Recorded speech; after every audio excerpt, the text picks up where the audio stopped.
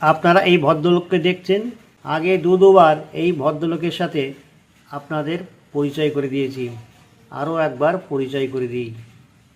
এই ভদ্রলোকের নাম গৌতম দাস, চাঁদপাড়ার জাগরি সংঘপাড়ায়, জাতিতে কৈবর্ত। কিন্তু 2014 সালে তার মেয়ে অবৈধভাবে দালালদের মাধ্যমে এসসি সার্টিফিকেট তৈরি করেছিলেন। এই গৌতম দাসই তৈরি করার ব্যবস্থা করেছিলেন। 2025-এ গৌতম দাস তার মেয়ের সার্টিফিকেট দিয়ে আবার তিনি নিজেও এসসি সার্টিফিকেট তৈরি করেছিলেন। ধরাও পড়লেন। অবশেষে খবর করলাম তার বিরুদ্ধে দুবার। তারপরে তার চৈতন্য হলো। মেয়ের এবং তার এসসি সার্টিফিকেট বাতিলের জন্য আবেদন করেছেন, এমনই আবেদনপত্র দেখালেন আমাকে।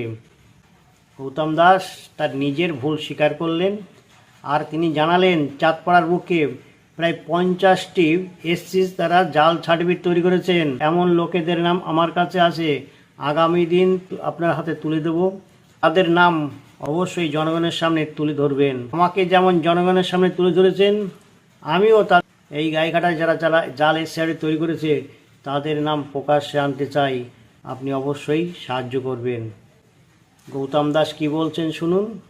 আর বনগাঁ উত্তর বিধায়ক অশোক কীর্তনিয়া, হাবড়া বিধানসভার বিধায়ক দেবদাস মণ্ডল, এই দুই বিধায়ক তারা কি বলছেন শুনুন।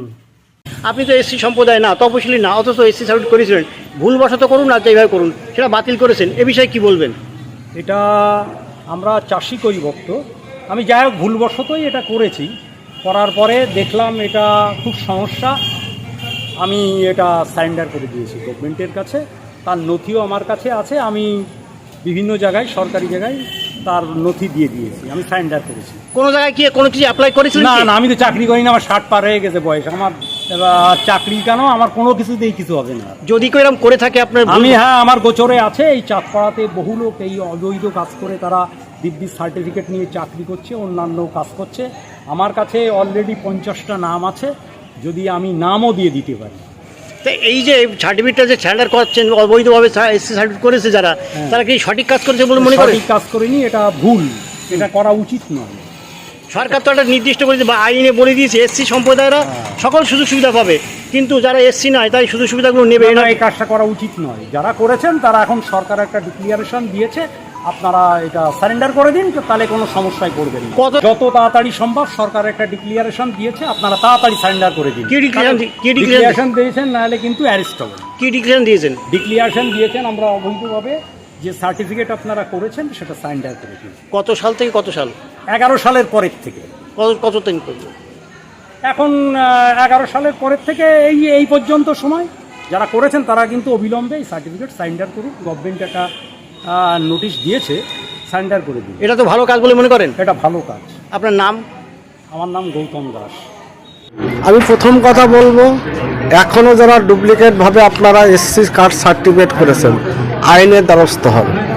সারেন্ডার করলে মাপ পাবেন, নতুবা কেউ কিন্তু মাপ পাবেন না। যারা এসসি এবং এসটিদের কার্ড অবৈধভাবে তৈরি করে সুযোগ সুবিধা নেওয়ার ব্যবস্থা করছেন, এবং যিনি আজকে অ্যারেস্ট হয়েছেন ইনি বনগাঁর চুনপটি। আগামীতে রাঘব পাল্লা বিভিন্ন দুর্নীতিতে অ্যারেস্ট হবেন, সেটা আগামীতে প্রকাশ্যে আসছে, আপনার ধৈর্য ধরুন, দেখতে পাবেন। দেখুন, আপনারা জানেন আমাদের সরকার আসার পরে সিদ্ধান্ত নিয়েছে যারা এসসি মানুষ আছে তাদের সুযোগ সুবিধা, যারা জেনারেল মানুষ তারা এসসি সার্টিফিকেট নিয়ে সুযোগ সুবিধাগুলো নিয়েছে বা এখনও নিয়ে যাচ্ছে। তো এদের বিরুদ্ধে যে কমপ্লেন করেছিল মতুয়ার সম্প্রদায়ের মানুষরাই তাদের সংগঠন থেকে হাইকোর্টে, তারপরে এরা ভোটে দাঁড়িয়েছে ওই সার্টিফিকেট নিয়ে। শুধু এরা একা তো নয়, এরা অনেকেই আছে, বনগাঁতে অনেকেই আছে। যেমন বনগাঁতে অনেকে আছে, সারা পশ্চিমবঙ্গে অনেকে আছে, কিন্তু আমি শুধু বনগাঁ নিয়েই বলবো, বনগাঁতে অনেকেই আছে।